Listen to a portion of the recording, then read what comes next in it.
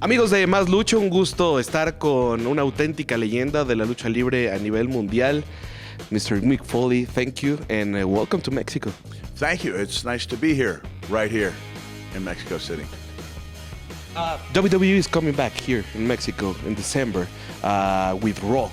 Now you are the new general manager of Raw. How you feel with this live event? Oh, we're thrilled, and I know the WWE superstars are thrilled.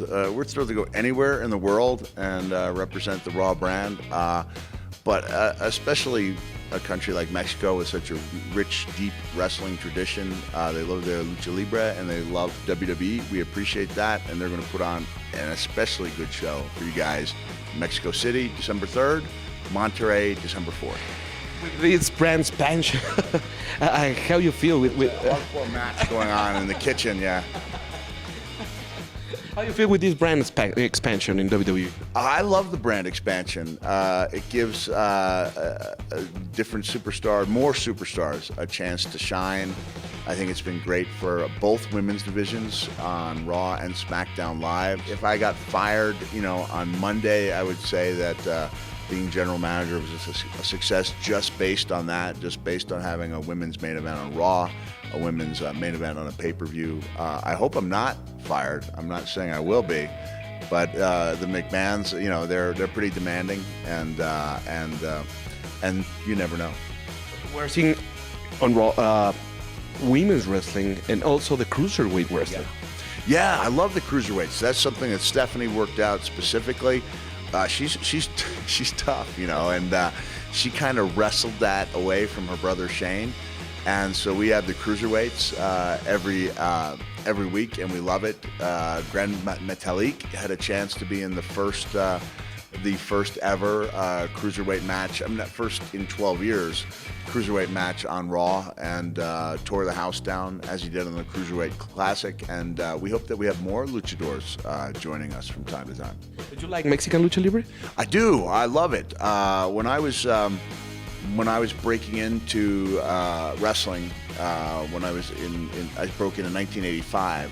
So it's been 1989, 1990. I probably watched 12 hours a day. I don't want to say 12. There were times I watched 12 hours, at least 8 hours a day, and I would see these grainy, they were VHS tapes that I would get from around the world, and I would see these matches from Mexico City and elsewhere with these unbelievable moves and these unbelievable fans, and I thought the stuff that I was doing was kind of crazy. I saw Rey Mysterio when he was 16 years old, I think, and it was just wild, and I love the tradition of it. I never had a chance to wrestle in Mexico during my career, but I always appreciated what they did and loved the tradition of it. I think wrestling fans know pretty well, like Mick Foley has a match against a Lucha Libre legend, against Mil Máscaras, and all the things that happened, that match in Clash of Champions 10. Do you remember that match? What do you remember about it? Oh, yeah, I remember it really well. I remember Jim Cornette saying, "Cactus Jack is dead," because Mil had drop-kicked me off the ring apron. I went backwards and landed very hard, and people thought I spit out my teeth in that match, and I didn't, and I did get back up, and we continued. I wasn't dead, as it turned out, but yeah, I did have a chance to wrestle Mil in that match. It was not one of my best matches, but yeah, I had a chance to wrestle one of the great Mexican legends, and had a chance to compete with several of the great legends of Mexico during the course of my career, but never here in Mexico. During the press conference, do you remember Mini Mankind? Oh, of course, yeah. Like I said, I knew the tradition, so I knew that was a big honor. To have a mini named after you, like Mascarita Sagrada was after Mascara Sagrada, right? And to me, Mascarita Sagrada was probably, to me, the greatest mini. And so when he came to WWE, I would just be fascinated with what he could do. So when Mini Mankind came in, I thought I'd really made it. And Vader didn't understand the significance, so he, threatened to sue his guy. I just wanted my guy to be the best Mankind he could be. couple of more questions.